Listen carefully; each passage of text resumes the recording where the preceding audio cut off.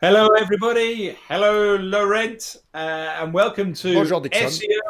SEO Conspiracy.com. How are you? I'm good, but I got penalized. Dixon, help me. Again. Well, I can't until you tell me whether it's algorithmic or whether it's manual. Yeah, What's the nature of the penalty? Do you know? that's the thing. Yes, the topic of the day is my site dropped. So, what does that mean? Does it drop? Were Yeah, you number one and you had number five, or you lost 90% of your traffic? this is when SEOs fall into the conspiracy trap so much. Oh, my rankings dropped. Google must have conspired against me. This is the epitome of paranoia in SEOs, isn't it? I think that whenever your rankings drop, to assume that you've been penalized is really not the first place that you should be looking. And I think that everybody does, or I certainly used to when I was young. or there's also, if I'm not penalized, I got negative SEO. Someone is attacking me. It's always somebody else's fault. My site was clean. It wasn't, it was nothing to do with me, and there are several different things that could be happening here. Firstly, your site may be crap. And you may not have an audience anymore. Your best customer may have taken up 80% of your traffic and they don't see it anymore. I don't know. But it could be an algorithm change. That is the most likely thing. It's not likely to be a penalty. It's likely to be an algorithm change. And even if the algorithm change, you could be penalized either by the algorithm or, in very rare circumstances, manually penalized. So, and I think that we get paranoid very, very quickly as SEOs. We just blame somebody else straight away. But what are they? Let me go and ask you. When is it clear that you've got a penalty? Well, the easiest, clearest way is when you get a message in the search console. Okay? Exactly, absolutely. This is something that Google. I mean, they never used to be able to do that. So I think that Google now being able to tell you you've got a penalty has made life quite a lot simpler. But I think that it's also entirely possible that you get a drop in rankings, not because you've got a penalty, but because a site that links to you has got a penalty. So all of a sudden, all of those links or all of that emphasis, or it could be a site that links to a site that links to It's you. usually more like a 301. It's easier, like the getting a penalty because a website linking to you is penalized. Mm-hmm. From a Google perspective, they need to be 100% sure that you need, if you swap links. My point is that you could drop your rankings because of somebody else getting penalized. And so you've done nothing wrong. Oh, yeah. You lose a link. Have some links and replace someone else that's got penalized. And they could be a big site. I mean, we've known that, BMW got penalized in the past, and I'm going back decades now. If anything's happening recently, there's nothing to do. But LinkedIn lost all their rankings the other day. So these things can have immense impact, and you're going to feel that it's a penalty on you, but you may not have been responsible for it. Yeah, but actually, a message you didn't know you were telling people the best negative SEO strategy. which is you build the strongest link you can to a website, and then you cut it. Then you take it away. They won't recover. It's very damaging if you lose like a big strong link. Only one. Yeah, to rebuild that big link is worth so much more than all the others combined potentially. Yeah. Absolutely. Because when I understood wrong is the penalty passing through the link. It's not that. It's just you miss a link. What could happen is when, for example, you 301 a website that's penalized to a new website. Sometimes you flip a coin. Sometimes it doesn't pass the penalty. Sometimes it does. It's complicated. There are no rules. But the clear-cut way to see a penalty, yeah, you get a message in the Search Console. My advice, don't do it halfway. Last time, a depenalized website that had a manual penalty. It was for spam indexing. The website had 25 million pages. I told them, drop 90% of your content. 90% of the pages, eliminate. Not even 301, not even 44, 410. That's Gone. gone. F off, okay? Nothing to see there. And they had the balls to do it because it takes balls to get rid of 90% of your content. Well, less than 7 days later, they were back. Yeah. Because you removed 90% of the content. You didn't remove 10% or 15%, do a resubmit thing and then get back. No, that's going to last month and month or years or never. Just you get it. That's for spam indexing. For the links, shady links, you got to go get rid of the links for real. Just doing the disavow file, and I have that in the list of the urban legends. The disavow file only works for manual penalty, not for if you just have shady links pointing to you, not if you get hit by algorithmic penalty. And even though it doesn't work as well as if you remove the links for real, if you show the effort. I know some good SEOs that would. I know both SEOs on both sides of the disavow argument that argue flatly that the disavow file does or doesn't have the ability to modulate your rankings. I've not got enough experience with disavow files to know for sure. I do know that when I've had a manual penalty for things that, you're absolutely right.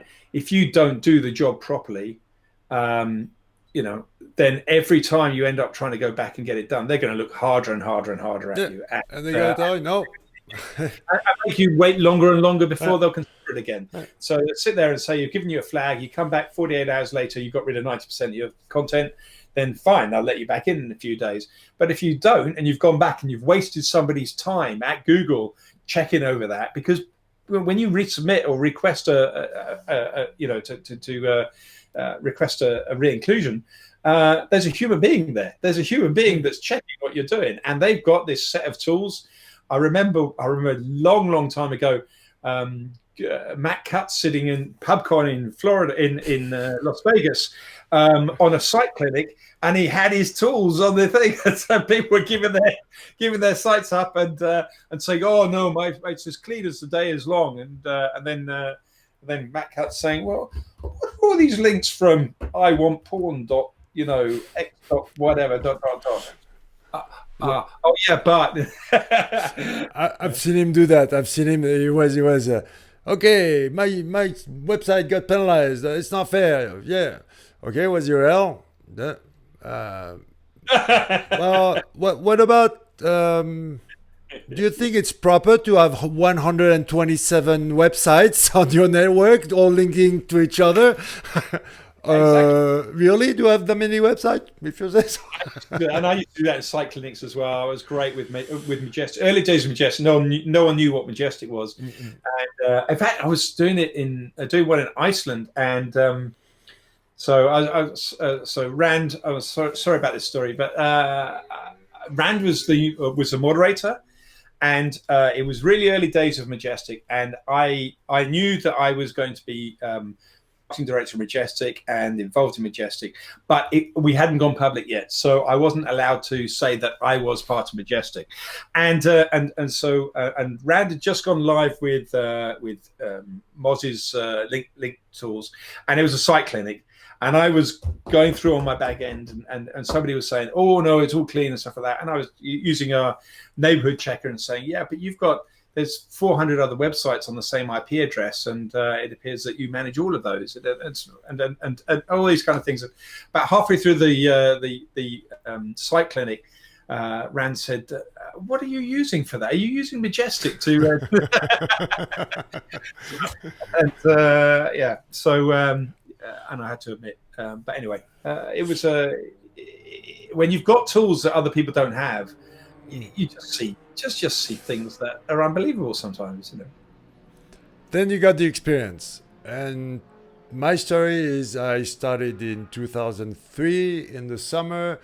Like I said, I started with wearing that black hat, and I made, I think it was 12 sites that were, yeah, just what I knew how to do back then. They were not very good. And I got hit by that first like Florida thing in November 2003. So firsthand, I started with Google penalties in 2003. That was part of my business model. I knew that I had to deal with that. And I saw pretty much every kind since then. The algorithmic one, the panda, penguin, that was more, I think, like psychological war. They won the impact, the psychological impact of Panda Penguin was way stronger than the actual impact, because that's the first time that they touched like regular website, non-SEO website, massively, and that was a wake-up call. So no point talking about before then. What's left of Panda, yeah, definitely they leveled up about how to analyze quality of content, whatever that means. Then about links, Penguin, what's left of Penguin, not that much. Pretty much if you take care of not being too pushy with the anchor text, and meaning no, it's easy. Okay, you got a keyword on the internal link, then you got the same anchor text with the same keyword on the backlink. Well, then if it's, how do they know it's commercial? Well, they got tools, and well, they do, because they've got topic entity analysis, so they can exactly. analyze whether it's a brand term, you know, and treat that as an entity in its own right. Yeah. So be careful with the links, with the volume of link, with the frequency. You got to go soft on the frequency, and you got to be careful with the anchor text. You can't do it like that. But there's not much left of Penguin, because the problem is they got too much problems with they got too many issues with. Is that really 100%? Are you sure that those shady links were built by the owner of the website, or it just happened? And there were too many cases of sites were getting hit, but it was not. It could have been negative. Negative SEO was working very well, and the best way to do it, you were buying like some kind of like $10 a month linking from India or somewhere, and they were doing spam comment, they were doing web profiles for a while, and you could also push the website, but at one point they would get hit by manual penalty because there were just those spam comments and all that stuff, and there was too many of that, so they had to reverse back to the way it was before, meaning if a link is not doing any good, it's not doing any harm, kind of. Swapping link is dangerous.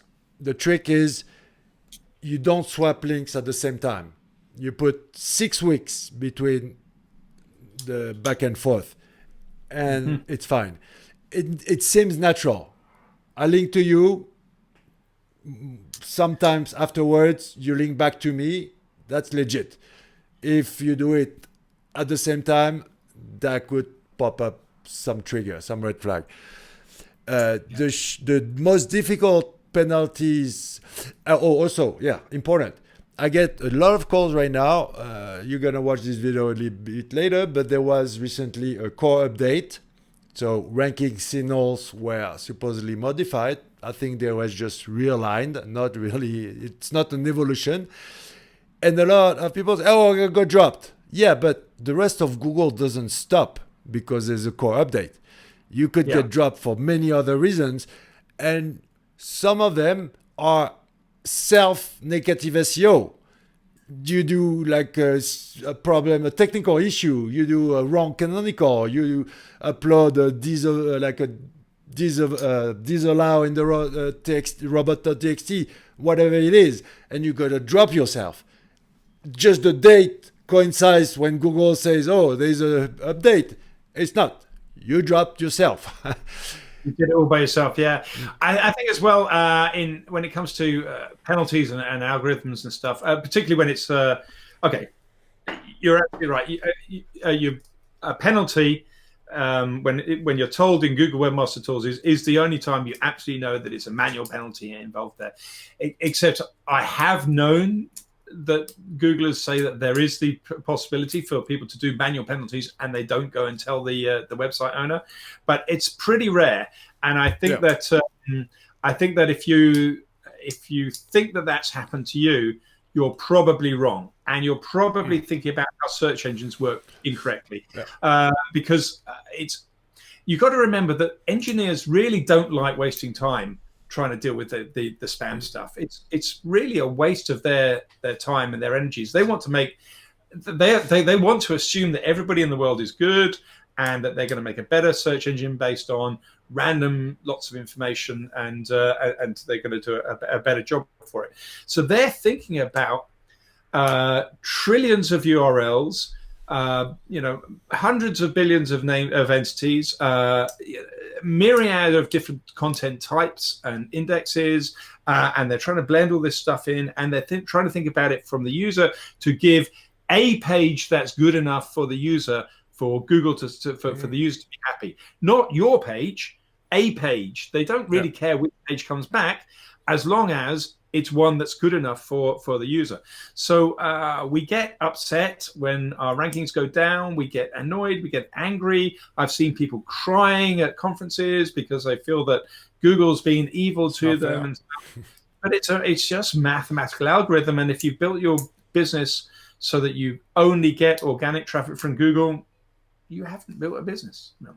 Yeah, I call that the traffic in three parts. Authority, so meaning direct traffic, 1/3 is from search and 1/3 is from referrals. And if you got the pie sliced in three, you're good. Right, yeah. Okay. The trickiest, you spoke about the hidden manual penalty. That's a hard one, but it's very rare. In over 15 years, I've seen it only once. It really, and I think it's when a Googler pretty much wants to be mean at that point, I think. and with reason, you probably really have gone way over. You deserve it. Yeah. No, that's when you've.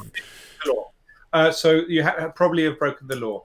I think one of the things that Google has done that is really good is the reverse of that is now, if they see that you've got cross XSS vulnerabilities on your site, or you've got your site appears to have been hacked, or you appear to have some weird things going on, then they will help you out. And what they're actually doing is they're minimizing the black hat spam by telling you about the stuff that you've got wrong, because you didn't realize that you've got links all over your site when somebody comes But you're putting your visitors in danger. That's because that's the bad hacking part.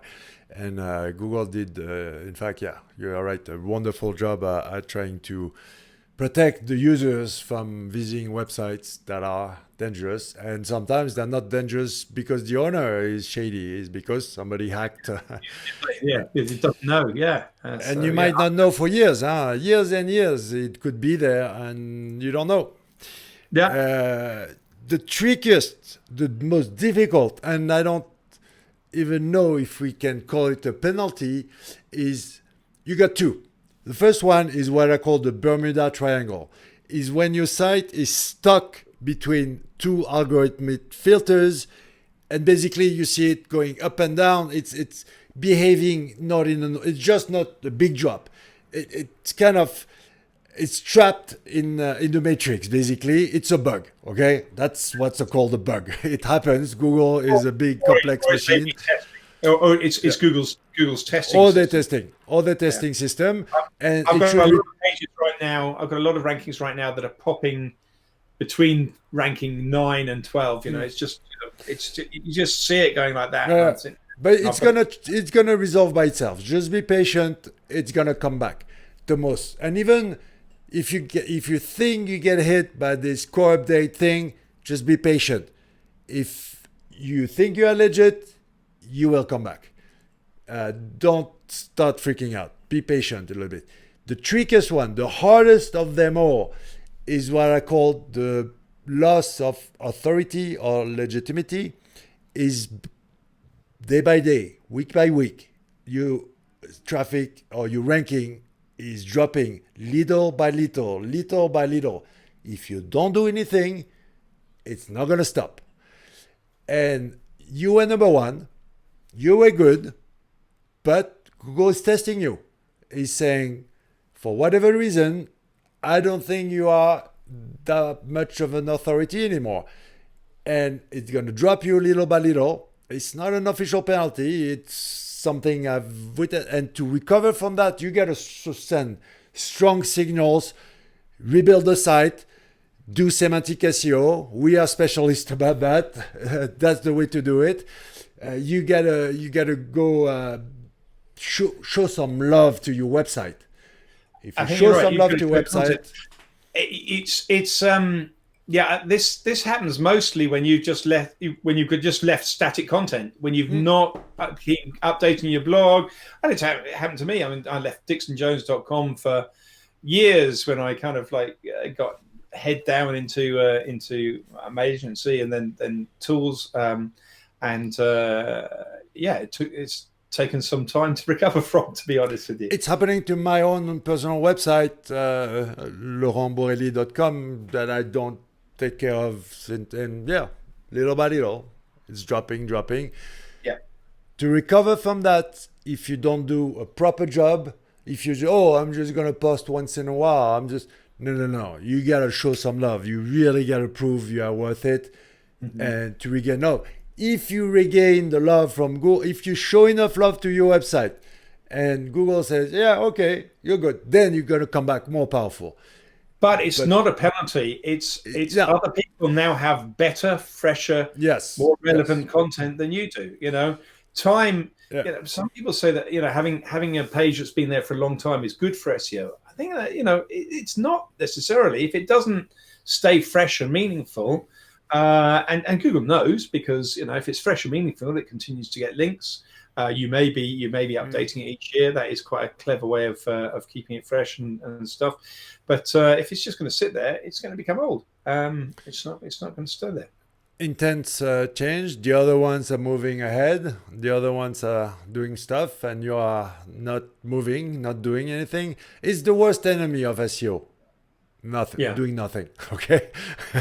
If you do something, not doing anything is the best way to rot slowly. Death by 1,000 paper cuts. Yeah. That's okay. What's next? You know what? We're going to talk a little bit about our friend Bill, and furthermore, is it useful to read all those Google patents and those scientific documents? What can you learn about scientific documents and patents about Google? Okay. Yes. See you next time then. Thank you.